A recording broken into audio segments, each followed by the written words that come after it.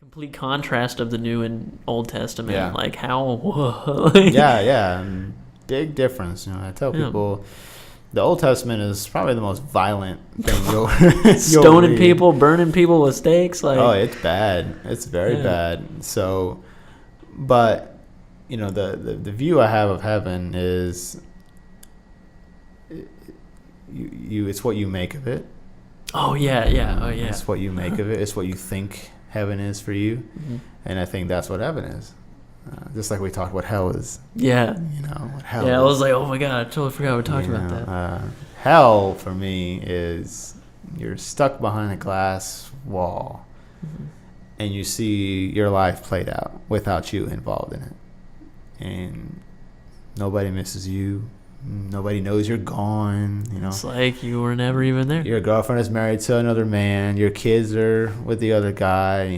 That's hell. If the definition of hell is eternal suffering, what is more than seeing that play over and over and over? What's more torturous than that?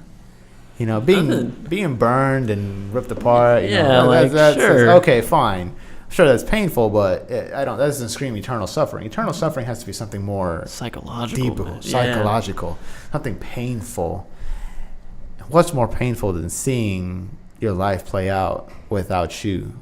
And not just that, but somebody else in it and doing it better. Doing it better.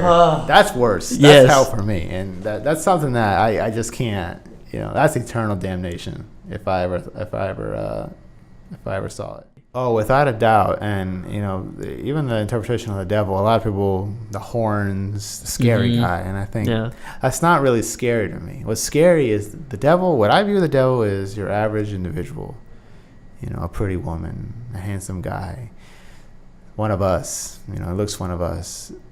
That's more alluring than a scare. You're gonna run away from a horned monster. Yeah, it's like, oh my god, no. Yeah, you're gonna know. It's appalling. Like, oh. But something about an entity that can replicate. We talked about this before. Yeah. Demons can replicate the innocent, a baby crying, a little girl. Oh my, yeah.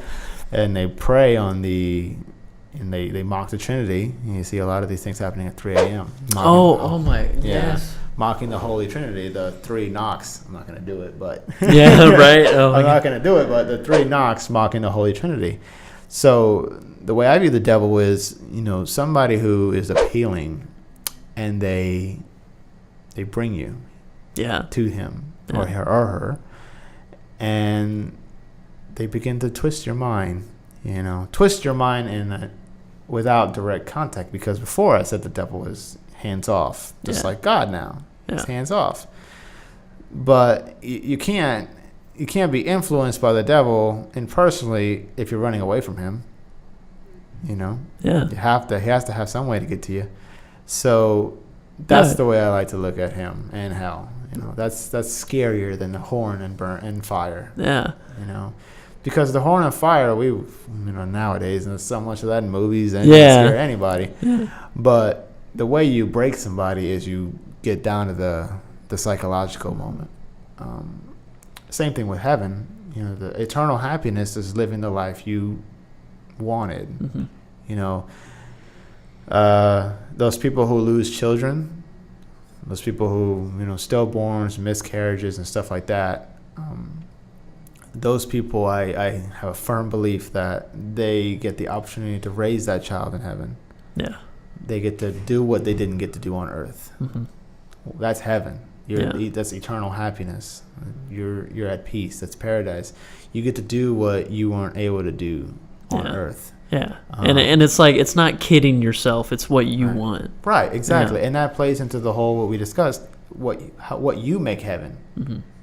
Yeah. What you make heaven. Heaven may be for somebody sitting on the couch watching TV. Yeah. That's fine. If you're on your way to heaven, that's fine. Yeah. For me, heaven is being around family, being around my loved ones, being around my family. I don't know if there's beer in heaven, but cracking open in my heaven, cracking open a cold one, just talking with my parents, talking with my family, future kids, wife, and just enjoying each other's company. I don't see it any other way, because I don't want to be separated from my family in the afterlife. Then what's the purpose of the afterlife? I don't want to be alone. Yeah.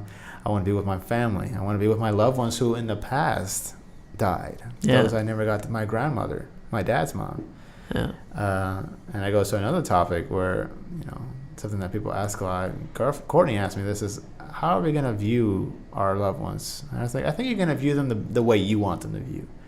Yeah. You're going to remember your parents in heaven how you want to remember them, and then they're going to do that with us, and then they're going to do that with their parents. Because I think it goes back to the not one size fits all. You just can't do it as, well, everybody's young, everybody's old. Because if everybody's young, I never met my teenage dad. Yeah. So